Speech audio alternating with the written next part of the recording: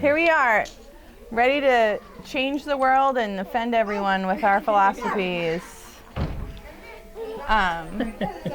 Is the mic working? All right. Turn it up. I mean, we pop in here at the cottage this Thursday morning. Praise God. Praise God. Oh. Joel, we're definitely at -10. I don't like this new thing. Great. This is the second. That's the second time. Is it tightened like this? She survived shepherd's attack. Yeah, she did survive. That feels a little sturdier. Well, we'll see. It might just not be good. It might be perfect for a little baby lying, and then for these big guys, we'll just fold it up and tuck it in.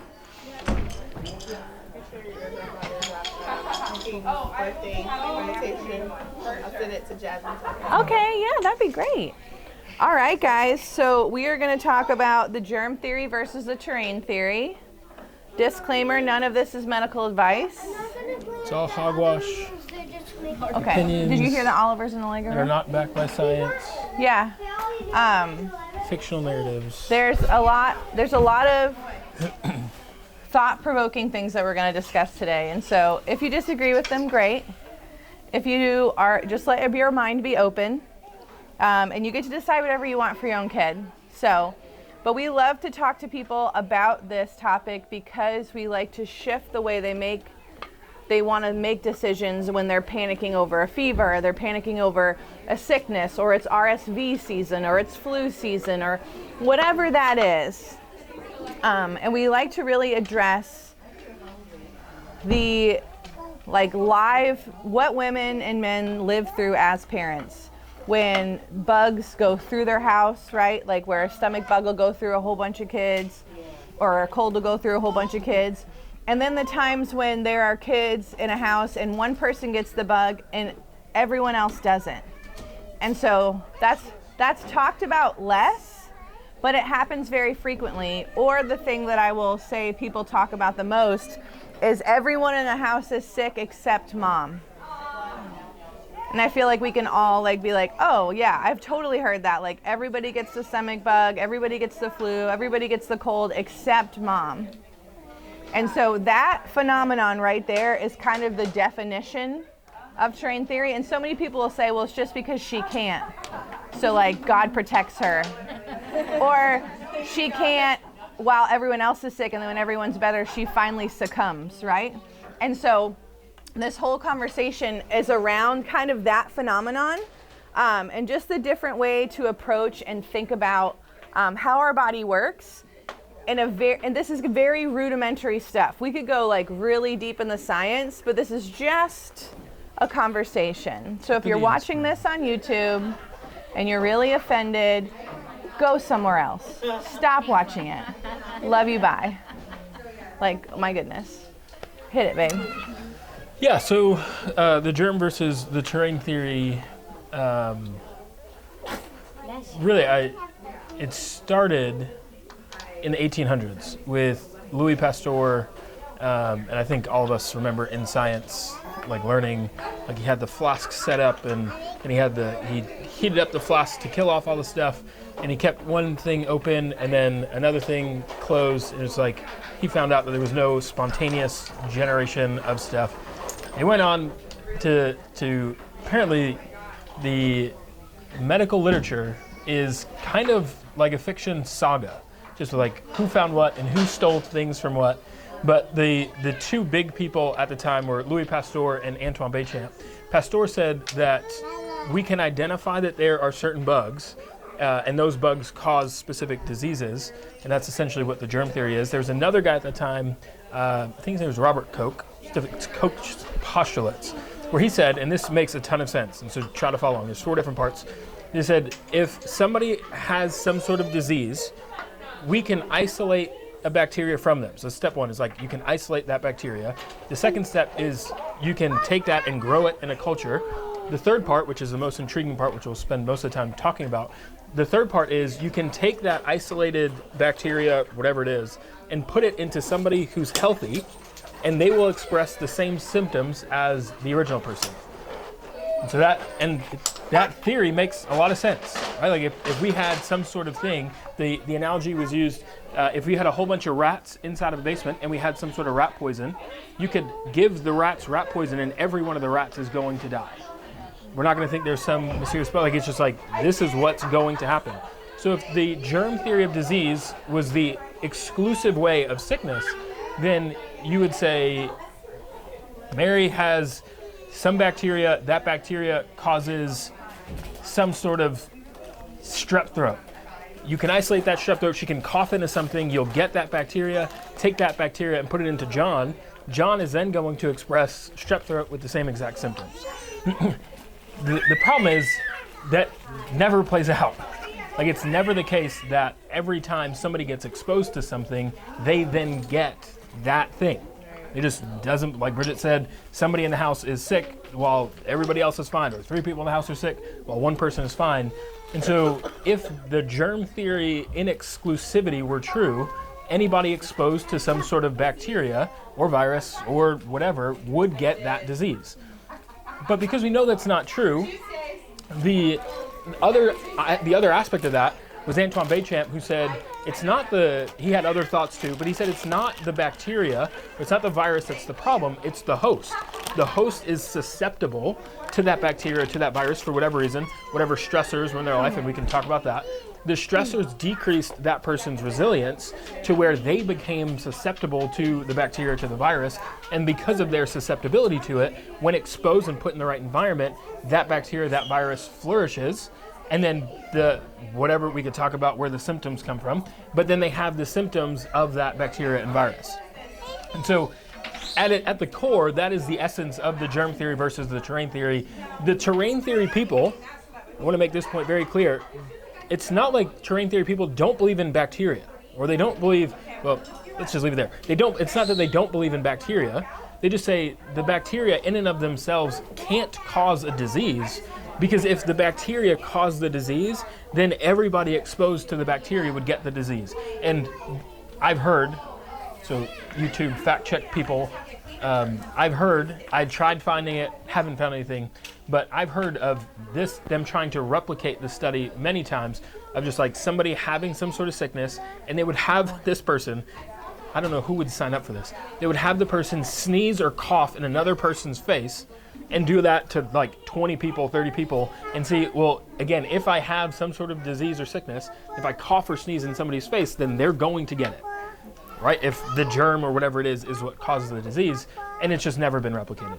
And so now, again, just doing some digging, Koch's postulates, that's not how you say it, it's a German name, that's not how I say it. It's Koch. Koch. Sure. It's Koch. Whatever it It's is. Koch. Yeah, it sure is. If you put it into Google, spell Koch's postulates, then it'll pop up. Yeah, it's not Coke like Coca-Cola, but that's how it sounds. Looks like Koch, sounds like Coke. But now they have said, well, it's not applicable in all cases. And now they didn't know of viruses back then, and so like we don't know if it applies to viruses. But the big thing again with it is there is always the element of there are people who are around other people, and this was what literally founded chiropractic. Was the founder of chiropractic was like, why are 2 men sitting at the same table? One man who is sick with whatever sickness he has, the other man has absolutely nothing. What is the difference between those 2 men? And that is really what escalated and how a lot of the theories of chiropractic came about. And really before all this, because before this they said you got sick because of something in your body. It was your blood was off. Some people say like your spirits are off. Something with your constitution was off and you got sick. This all started when they started getting a microscope and they started doing dissections of people and said, man, this person had sort of lung symptom. Let's dissect their body and see what the lung tissue looks like. Like if they had consumption, which is when like people would cough blood, or they had typhoid fever, Right. or they had, so the whole thing. Let me finish that. Sorry, thought. honey. And so it started with that, where they say you got some sort of lung thing. They cut the person open and say, man, look at your lung tissue. Your lung tissue is whatever, and we'll stick it under a microscope and say, oh man, look, there's bacteria. It must have been the bacteria that hurt this person's lungs that killed them. But what Thomas Cowan says, and I think it's so true, is that we can't study dead tissue and try to extrapolate that information and put it into live tissue. the same way, and I've told Jewel 5 different analogies. There might be one that I forget, so if I forget it, just throw it in there. The first one that Jewel found was if you have a fish tank, and there's fish swimming in the water, and the water is dirty, and the fish die, we would never say the fish had some sort of bacteria or virus. We'd say they had a terrible environment. They had a sick environment because if you take out that dead fish and put healthy fish in, the same thing is going to happen because it's a terrible environment they're in. But also, if you took out the dead fish and put it in clean water, it doesn't come back to life, right? Yes. Because the thing has to be living to be able to study it. Right.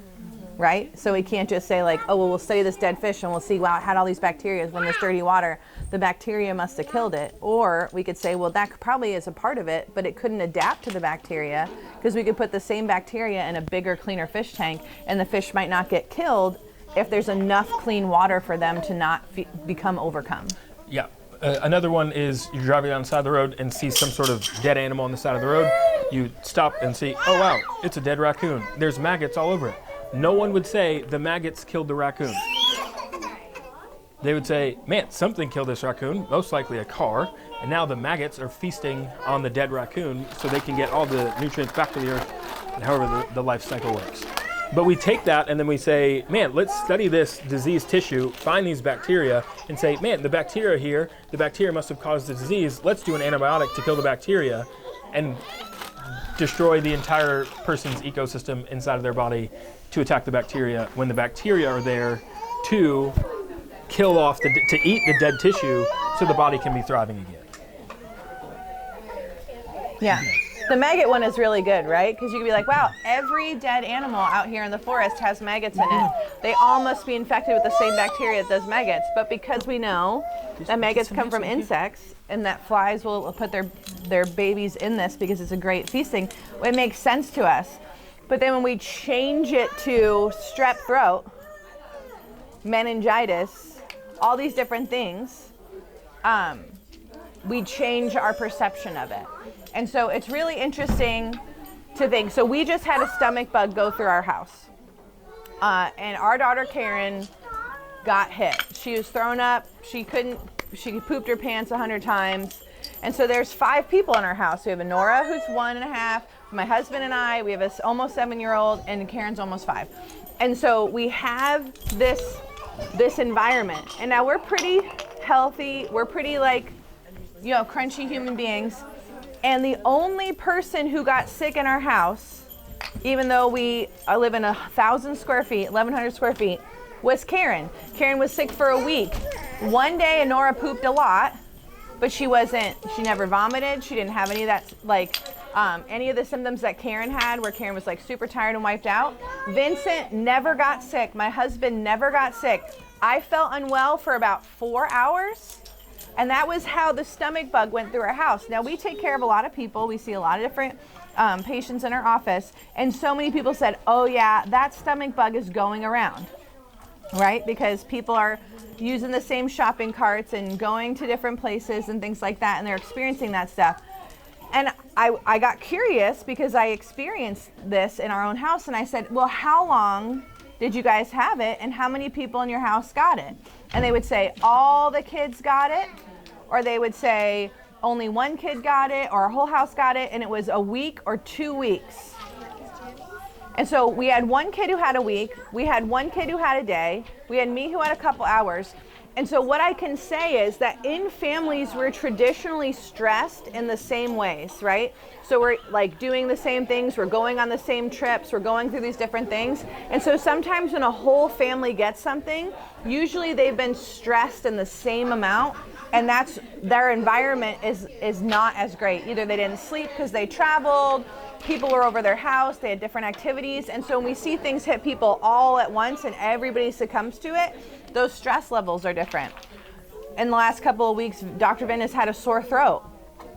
No one else has had a sore throat in our house, but because he's working through stuff and he's super stressed and tired and all of these different things, that's how his body is presenting the stress. And so usually when we see somebody get ill, they've just gone through some sort of period of stress, or the kid is about to level up. So we've talked about that a lot in the village, is how your kids will have fevers. They have fevers protectively when you're teething. They have fevers when they're about to level up in cognition, so they'll start talking more. It'll be right before they walk or crawl or those things. But also a child will tend to have a fever when separated from their mother or they go on a trip. So those are two big stressors. Even if you're all together, even if it's not that big a deal, it's a different environment, and the kid says, gosh, this is really stressful, and so they might succumb to one of these bacteria or viruses. And instead of getting sick, they have a little fever because their body's like, oh, we should kill this thing that's bothering us because we were stressed. And everybody goes, oh gosh, my kid had a fever. They got sick. We must have caught something on the airplane. We must have caught something when we went to Disney World or Dolly World or whatever it was, where there's like, oh, there's, yeah. And then they suppress the fever, and then a sickness will bloom, because a fever is an intelligent thing when under control and your child is normal. It's a normal thing that the body does to protect itself. So in essence, when we look at what's happening to our family, whether it's our husband who has a man cold, or it's our kid who has 104-degree fever but is acting like the regular lunatic that they are, we want to say, what is their environment like? How can I make this environment better? Do I need to make it more peaceful? Do we need to stay home and rest today? What nourishing things? So a thing for the environment for a child, cold food is stressful when you're ill, and raw food is stressful when you're ill. So a lot of the times, and this is what happens in the winter season, right, when it's flu season, even though it's really sugar season, which lowers our immune system, and it's just sugar, sugar, sugar, sugar, and seeing all your stressful family members and traveling more and going to parties and all that stuff. But it's flu season, right? Or it's RSV season, whatever you say. Did he just pee on you? No. Oh. It's close. Boys, man. Yeah, it's like a cannon. Yes. It's ready to go at all times. But when we're in that situation, in the winter, your body craves soup, not because it's cold, but because it's actually easier to digest. And because it keeps your body's heater and temperature warmer. And if you're in, because cold is not bad. Kids don't get a cold from playing out in the cold. Kids don't get a cold because their hair is wet and they go outside. Do you remember that? Did everybody's parents, like, you cannot go outside with a wet head or you will catch your death of cold? I mean, I will even say to my kids, like, hey, if you get really cold, you're going to get sick. And it's not but the cold is a stressor. So, like, if we put our kids outside for 8 hours in snow with only a t-shirt on, is their environment going to be stressed? Yes. Did the cold cause a cold? No. And there will be kids that play outside. I mean, in certain cultures, they put their kids outside to sleep. Yeah.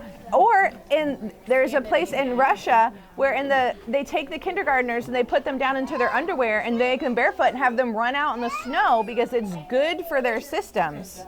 And all the cold plungers said amen, right? Because the stimulus is really powerful. And so, again, this whole conversation is really to just stimulate the thought of, we don't need to be afraid of going places because we're going to get ill. We don't need to be terrified of the shopping cart, right? We don't need to over sanitize, like putting hand sanitizer, those really nasty wipes that they have at all places where they're like, wipe this down.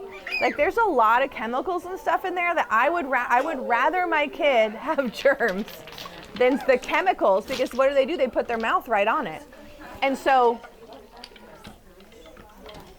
all that to say is, as healthcare professionals and as people with children, It's not medical advice. it's not medical advice, but we want you to think about the why and the how and not live in fear. And also know that every child is going to get illnesses, small colds and things like that, and it's robustness for their immune system to be able to go through it. I think I want to simplify that and even just say, I think you could just say, we just want you to think. Yeah. I think we have And not panic. We've lost that ability, and we've given it away to people who we're supposed to trust, and we just are told to not even do it.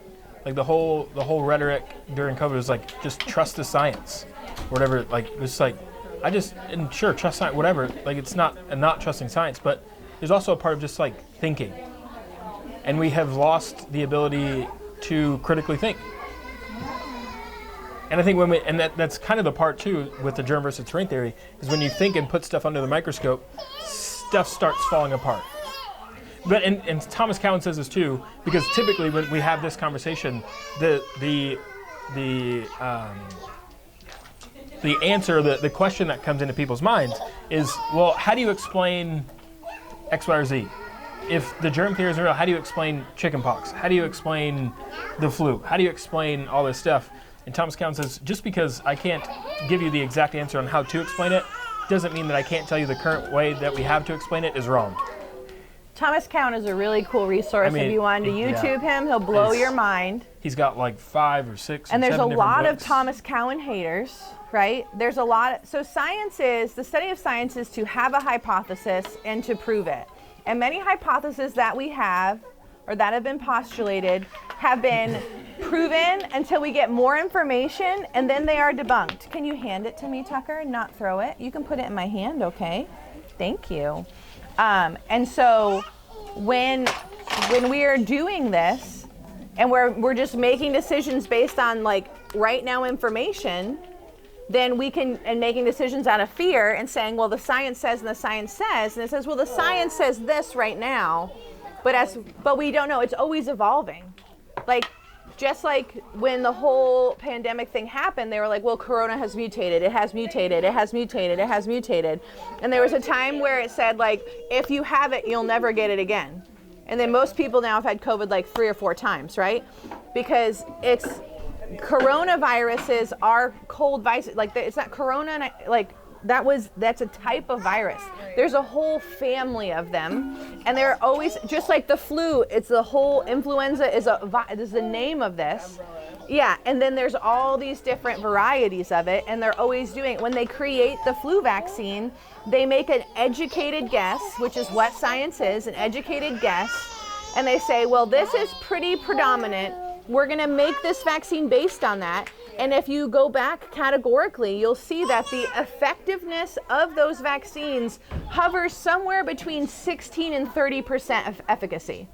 Because they're just making a guess of what strain, whether it's H1N1, right? I don't know if you guys remember, when I was a kid, we never knew the name of any of these viruses, right? But now we popping off like, oh, we know they're like H5N16, and like we know all these things.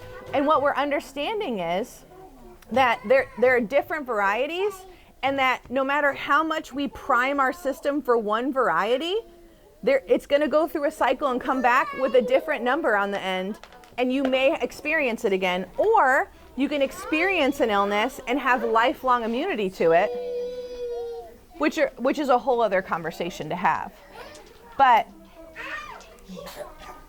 taking care of your ecosystem, your environment, with good sleep, good food, and a reduction of stress, especially for your children. And the most stressful thing for your children is to be away from you, to be in an environment they don't understand, and not sleep. Those are the most stressful things that happen to your kid. So if you can make sure they're sleeping at home and they're with you when they're experiencing and they're expressing these things that are going through their body, then you're going to equip them to get through it faster, because we can't stop our kids and our families from getting sick. There's no wall we can put up. There's no bubble wrap we can surround. There's no amount of time we can leave our groceries in the garage to not be infected, right? There's no distance that we can stand between each other. A lot of people bring up, well, teachers always get sick, right? They'll say that all the time. Like, teachers always get sick, and it's because they're exposed to so many kids. I would say they're exposed to so many ecosystems, but I also haven't met a teacher that isn't stressed and overworked beyond all get out, that hasn't been pulled from side to side, burning candles at both ends, and completely worn out, dragging themselves into their breaks surviving through the weekend, correcting tests, staying late, being there for kids, all of this stuff. Yeah, dealing with different parents. All of these things. And so they're like, well, teachers get sick all the time. And I am the first person to say, double teachers' pay. Like, and can we consider schooling all year round? So maybe we could do a 4-day week and people could just breathe. Like, there are just so many things that I would just like fully support. I'll have a pothole, give a teacher another meal. Like, I mean, I'm fine. Like, spend my tax dollars that way. But I don't think that sicknesses are running rampant, because I also think schools are the most disinfected, high cleaned areas in the world. And so what does that say to me? That the teacher is stressed, and they go through a lot of people's families, right? And so again, if that family is stressed, that family has been traveling, maybe that family's going through something, and the stomach bug jumps from family to family to family. Are the kids weak? No, but are they stressed? And is that stomach bug gonna kill them? No. Is it really annoying to wash sheets and deal with vomit and stuff? It sure is. But I wouldn't say there's this pathogen invading. I would say, wow, a lot of kids in Karen's class had the stomach bug. We should take care of her terrain. We should make sure that she's getting a lot of rest, that we're doing some chill things, that we're not stressing her out. And obviously in our family, we would get her adjusted, and we would boost her immune system with all the supplements and stuff that we know and love. We would give her elderberry syrup and vitamin C powder. We would increase those things. And so those are the type of things that it's like, instead of saying, oh gosh, whenever the next thing happens that everyone's panicking about, not, oh, I shouldn't go and be around everyone. I just want to surround myself with people who are taking care of their terrain, taking care of their environment. I think that's it. I think we're done. Is that good? We could keep talking. We could keep talking, but it could get real nerdy. Let's get nerdy. So this past week or last week, my husband got sick. With a cold?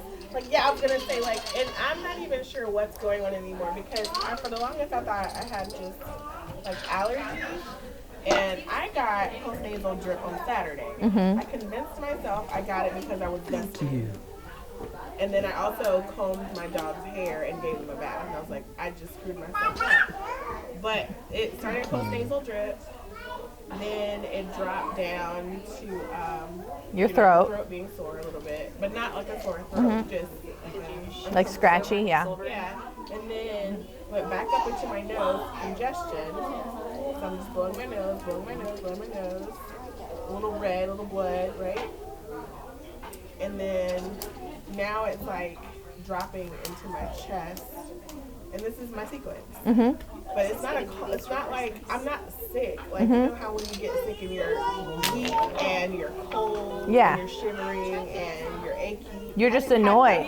Yeah, you're just annoyed. Yeah. You're like, I just don't. So your lungs are an effective way to get things off. So if you were in a building that was on fire, right, and it's filled with smoke, and you start coughing, why are you coughing? You're coughing so that your lungs don't get filled with smoke. Okay. But if you present to the doctor with a cough, they're going to go, oh, you have a cough. We should do a cough suppressant. They don't care that you're in a burning building. They're not looking at the environment. They're like, oh, cough suppressant. Whereas if you're thinking about the train, you're like, wow, I should get you out of this burning building to stop you from coughing, right? And so it sounds like your body is trying to get whatever out that's bothering you, irritating you, whether it's the dust, whether it's the pet dander, whatever it is. There's also this is going to get wooey, okay? But there's an incredible field of science and research in medicine called Germ and New Medicine. And there's an emotional root cause to things for people. There's an emotional root cause to eczema. There's an emotional root cause to stomach issues. Like when you feel sick to your stomach when something bad is happening, that can turn into a sickness. And so one of the things they say about congestion in the face is that you have a stink conflict. And you probably looked at your husband and thought, this fool is sick. And right, no offense, husbands, if you're watching, but usually it's like your leg is getting chopped off if you have a cold. And you look and you're like, oh, here we go. And you think to myself, now I have to deal with this thing. And you have this stink conflict, I can't believe he has a cold and he's going to be like a weenie the whole week. And the birthday party stuff that you deal with?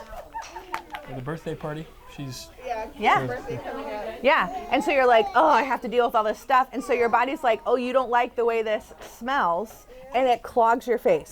So that's the emotional side. I mean, you could read this book called Your Body Speaks Your Mind. It's really fascinating. If you want to go on YouTube and listen to, just look up German New Medicine 101.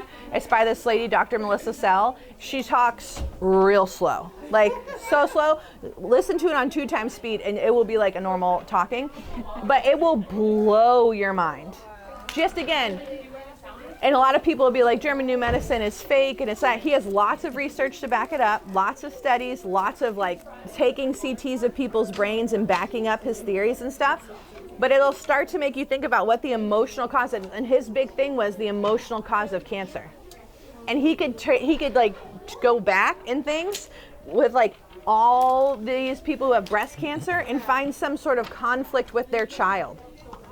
It's crazy, guys. It's crazy. So I highly recommend, again, if you're like into opening your mind to like the other side of how your body expresses how you're like, German New Medicine 101 by Dr. Melissa Sell on YouTube. Very, very thought-provoking. And has helped me a lot, like giving my body grace when we go through a hard time. And so with your body, so you was trying to get it out with the mucus in your nose, right? Because you blowing your nose is a very effective way to get whatever's irritating you out. But then as you slept, it ran down your throat, and all of this is connected to your lungs, right? And so your lungs are now like, oh, you're not having a good enough time getting this out. Let me help you. And so now we have this chest thing, and the body is trying to get that out.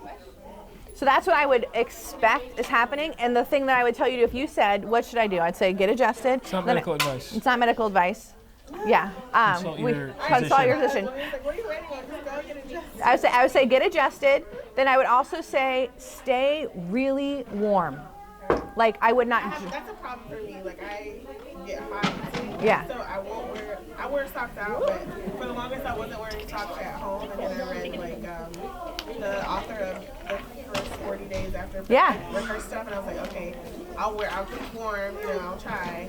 But I'm hot right now. Yes. But I know if I take it off. So what I would do is I would try to regionally be hot. So if your chest is bothering you, like I would even consider like cut off the sleeves of a sweatshirt, like your husband's old sweatshirt, and I would get this part of you hot. I would drink warm things, I would eat warm things, and I would give your chest a mini fever.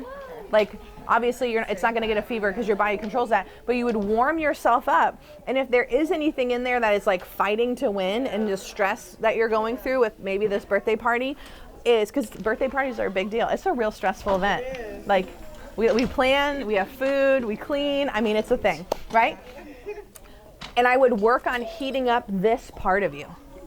When somebody has a strep throat, the thing I tell them, and they're always like, really? I'm like, wear a scarf to bed. And they're like, I couldn't, Dr. Bean. I'm like, you can. But if you can heat up this area of your body, strep dies at 99.1, guys. Put it in an incubator on a petri dish, put it inside, it's dead at 99.1. So if you rock around a 97.6 to a 98.6, you don't have to get that much work to get you hot there. But again, I say if you are stressed and you let your body do it on its own time, which I'm all about the body, and you want to do that, you could help it out by saying, wow, I'm stressed, I should rest. That's the other thing that moms don't do, right? We don't rest. Like there's too many things to do. Like the other day, I was not well. I literally rested the whole day. I did not do anything. When I don't feel well, I go hard for 24 hours of just gluttony, like slothfulness. I am a bump on a log. They'll be like, Mom, can you? I'm like, I can't.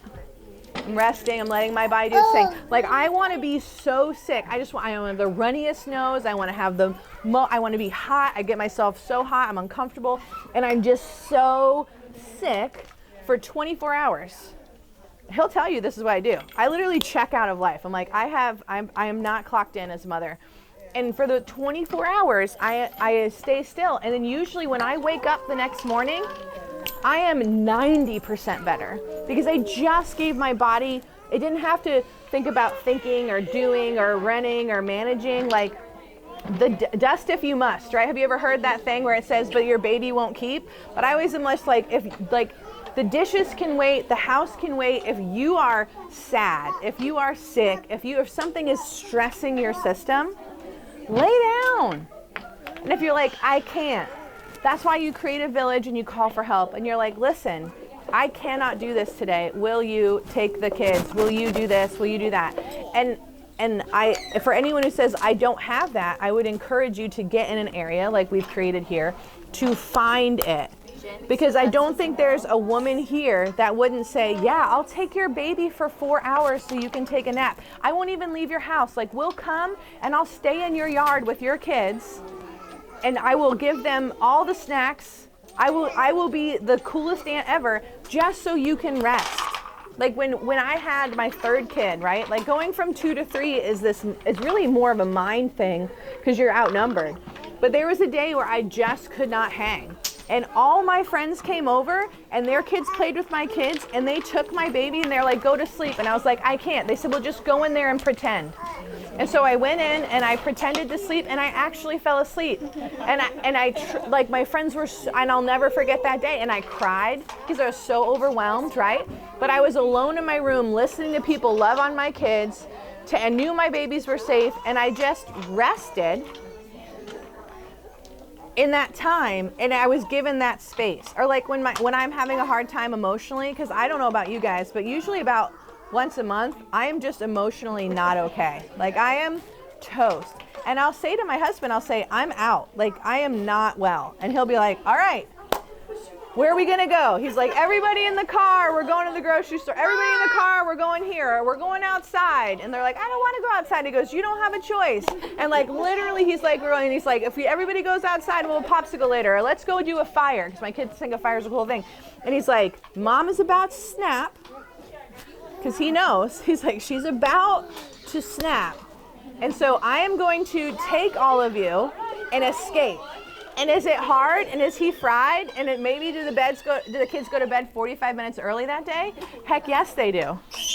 Will we pay for that tomorrow? Yes, but do not be anxious about tomorrow, because tomorrow has its own troubles. You know what I'm saying? That's biblical, baby. And so those are all things that I would encourage you to. It's a big thing. But does that help you kind of like what's going on? And for you with this birthday party, I would also just like talk to yourself and say, this is a really big moment. It's a big moment for me, right? Because especially these young birthdays, you're like, one more year, I kept you alive. Like this is my party. Like this is my party. I always tell every mom, every birthday party should have something for you. If you want chocolate dipped strawberries and champagne, have it at the birthday party, okay? Make sure there's something for you at the party. If you want a steak dinner, you push the baby out. Your husband should get celebrated too. He helped, right? He kept this kid alive. And so when you're doing that, but I would listen to your body and say, wow, I think I might be pushing myself too hard. Can I do less? Can somebody help me? Will I accept that it will not be as good as if I did it? Because that's the one, right? It's just easier if I do it, or your mom can come and do it not the way you want it, but it could be done, right? And just like, is this going to be important in 5 years? Is it gonna matter if I had chocolate dipped pretzels with coordinating colors to my theme? Is it gonna matter? To some of us, yes. In 5 years, is Cade gonna go back and be like, Mom, those pretzels made it?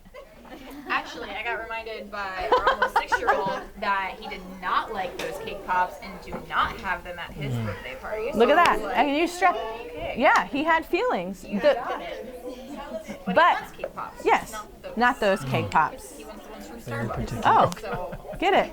not Yeah, gonna because there's have it. more I'm sugar. gonna make 'em. Yeah. But I'll make them look like those.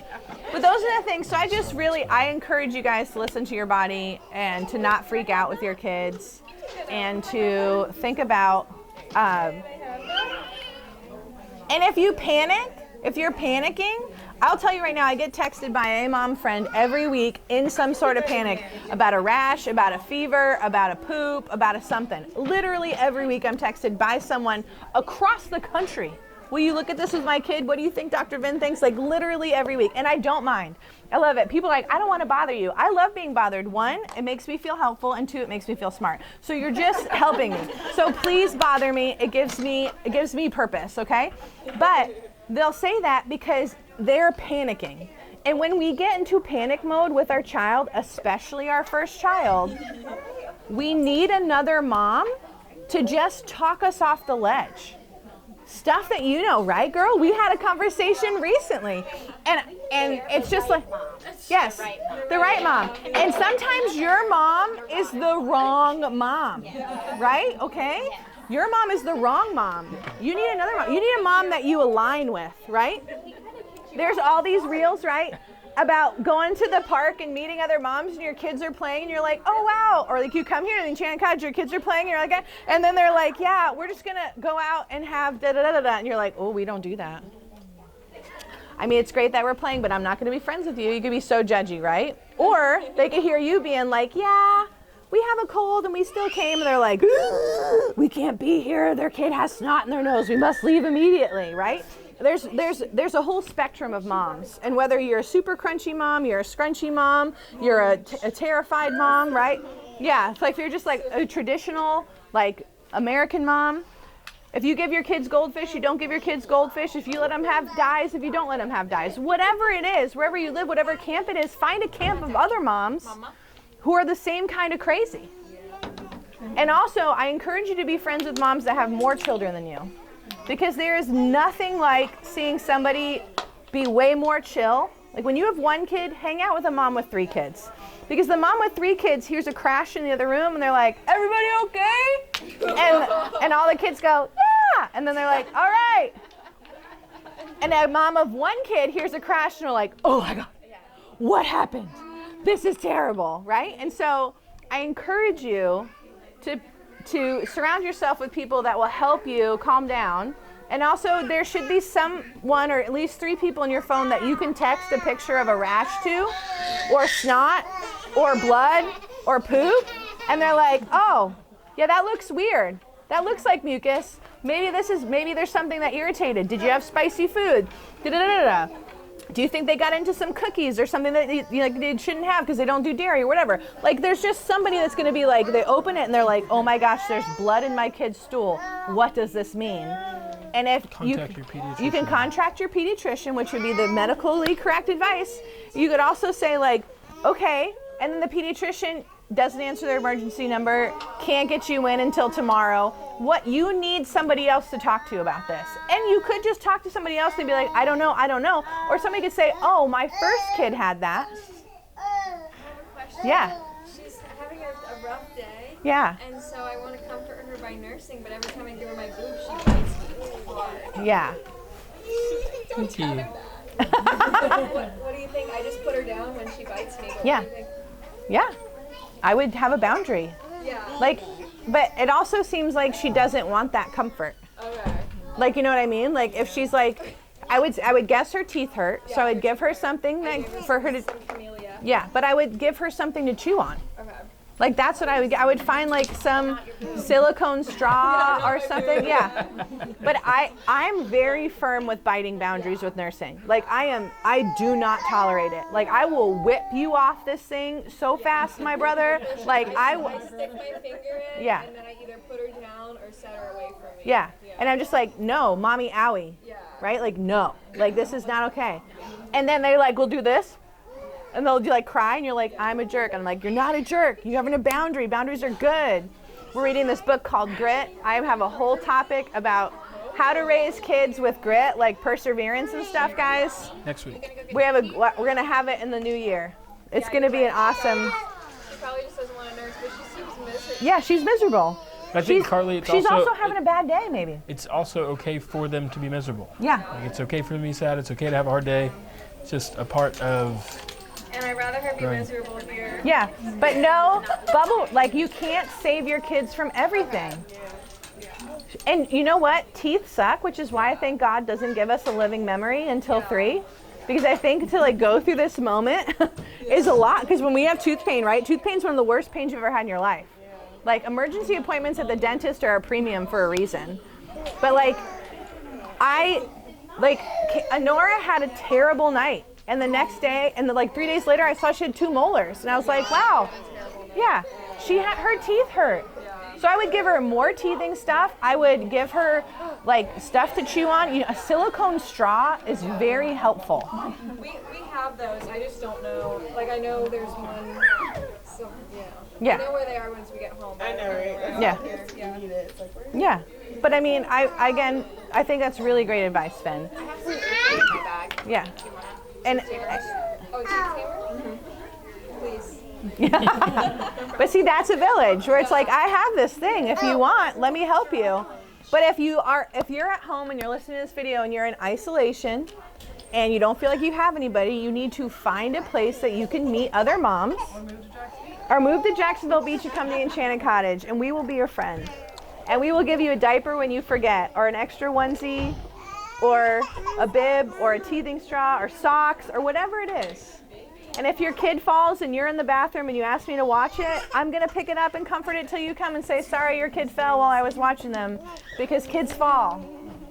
The ground is slippery, things are high. In our intake paperwork, it says, how did your child fall in their first year? Not, did your child fall in their first year? What did they fall from? Was it the changing table? Was it the bed? Was it the couch? It's just what happens. And it's okay. I have something funny from the initial, it was about germs, right? Yeah. So, that you guys don't know, I have a 6-year-old that I'm a stepmom to, so we're 50-50. And we are totally different parents. Yeah. Like night and day. And I'm the awesome one. Yeah, you are. But, so yesterday, he was having a very rough day, and I picked him up, and normally whenever we get picked up from school, he's like super stoked when he finishes his lunch, or if he doesn't, because I allow a cake pop, or things. So anyways, but I packed a new sun butter sandwich for him yesterday. So he got to the car and was like, yes, and I was like, oh, that's great news.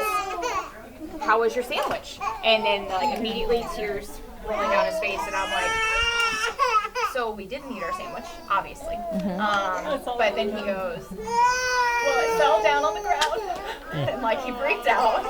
And then I was like, okay, well, there's a 5-second rule. Like, did you go hungry all day? And he was like, well, what if there was a dead ant? Or what if there was bird poop? Or what if there was this? And I was like, well, was there? And no, not that I saw. And I'm like, okay, so you just didn't eat all day? And like, you ate? He's like, I ate my meat stick, a mini meat stick. But the point is that his biological mom is like, the moment, like she is opposite of me, where I'm like, yeah, it's just a little. Your brother eats handfuls of dirt. Like, we're fine. We're all surviving. But she, now in his mind at 6 years old, he can't eat anything that's touched dirt or has touched anything yucky or anything like that because of the way his brain was managed at home. And then instead, because of that consequence, he went all day without eating. Crazy. And because of it, which is like sad but funny, we went and had a sandwich right away, and then he also got a cookie. You know, life was good, but he like it ruined his day. He didn't play well at school. Like, Well, yeah, because he was hangry. yeah. But also disappointed, right? He was excited to have this sandwich. I mean, I think we've all had that moment where you're like really excited for something and then you drop it, right? You're like, oh, you worked on this soup and this bread, and then you're like walking it to the table and it's like, and you're like, and there's no more soup. And I can't make any more. My life is over. I literally dropped like a chunk of lamb from the air fryer. I was carrying it over on a knife edge, and I was like, oh, I dropped it right into a big jar of juice, and I was like, no. Yeah, like that's just sad. You're like, I don't want juicy lamb. Right, no, my juice is gonna taste like same fat. It's just so funny too, though. It's like bird poop. Like, where did you? That wasn't like that's like off the wall. And then a dead ant. I was like, But that also, so that gives a window into his mind, right? So that, like, I would look at that moment and be like, wow, we could be really negative. We can't change that environment for him, right? But we can say, it's like, hey man, I hear that you have that concern. Like, let's look at the ground around it, or the side that touches it. Like I would use it to teach my kid to be a problem solver. If they're like, I can't, because Karen is more like that than Vincent. She's like, I can't eat that, it's dirty. And I'll be like, okay, if this side touched, why don't we pick up the sandwich, peel off that side of bread, and still eat this? Like, I would use it as like a problem solving thing and say like, hey, it sounded like you were still hungry, right? Like, can you have told your teacher, like, I dropped my sandwich, it got dirty? Because teacher has extra snacks, so you don't have to be hungry all day. And so I would use that as an opportunity to try to explain. I'm like, Yeah. I'm more concerned that now you're hungry. Yeah. And I'm like, no one knew. Yeah, And then he also said, like, oh, what if it landed in mud? And I'm like, but did it land in mud? yeah. Did it land on this bird poop? And that's in the Danish way of parenting. It's like, they're like, I lost my soccer game today. I'm terrible. I'm a horrible soccer player. And the Danish parent says, but you didn't break your leg. Yeah. Or you won last week. Like, we're not going to win every game, but you got to play. And it's just like this like way of saying like, yeah, it sucks you dropped your sandwich, man. But it's not like we don't have any more food. Yeah. So I'm glad you told me. I'm sorry you had a hard day. Let's go get a sandwich, right? And like, again, because you acknowledged his thing. You said, I bet you were disappointed. I bet you were. And there's like that whole thing where it's just like, great. And then you're like, with this other woman, you're like, whoa, you're ruining my kid. And you're just like, you're not ruining my kid because you don't control them. But what I'm going to do is I am going to shift the way that they think about this, and I'm going to use it as a tool to empower them. And then what's so brilliant about kids, especially between 6 and 8, is that they're starting to get the age of reason, like figuring out the difference between right and wrong, or the very big difference between that family and your family. And so he's going to be like, if I drop my sandwich with this mom, I cannot eat it. And if I drop my sandwich with this mom, I can probably eat it. And he's going to figure out that. And he's going to learn to play that game because kids are so astute. Like, they really get it. Like, if you're like, wow, I hate how my kid deals with frustration. Well, you should probably work on how you're dealing with frustration, because the only way that they deal with it is a reflection of you. So if they throw a fit, you throw a fit. My kid throws fits. Do you know who throws fits? Us. We throw fits. We get real frustrated and do all that. And so It's just so wild to me that, like, they truly do know all that. Like, he's yeah. just so concerned.